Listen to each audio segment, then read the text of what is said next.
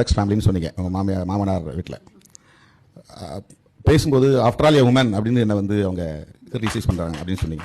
அது பை பர்த்தா by character? I think by character. Woman after all a woman. உமன்ங்கிறது வந்து பை பர்த்தா by character. Woman is not based on character. Woman is based on birth. Discrimination because of you are being a woman. நீங்க பெண்ணா இருக்கிறதுனால தான் அவங்க இவ்வளவு எளிதா அந்த வார்த்தை சொல்றாங்க. இது பை பர்த். நான் ஆண் பை பர்த், நீங்க பெண் பை பர்த். அதனால உங்களை பெண் அப்படிங்கறது வந்து மிக இலகுவா இங்க வந்து இல்ட்ரீட் பண்ணக்கூடிய ஒரு ஆட்டிடியூட் இங்க டெவலப் ஆயிருக்கு. இது வந்து ஒரு சோசியோ சைக்காலஜி, ஒரு சமூக உளவியல். இது சமூகம் means family. Family a unit of the society.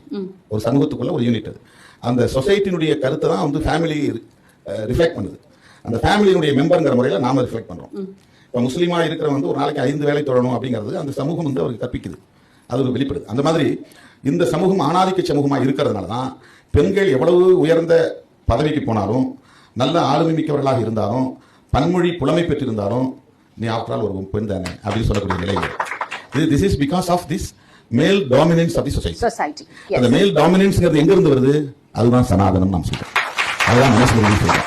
By பர்த்ங்கிறது வந்து வெறும் காஸ்ட் மட்டும் பை பர்த் கிடையாது. இந்த ஜெண்டர் கூட பை பர்த் தான். ஜெண்டர் இன்இக்வாலிட்டி, ஜெண்டர் டிஸ்கிரிமினேஷன், அது எல்லா வே ஆஃப் லைஃப்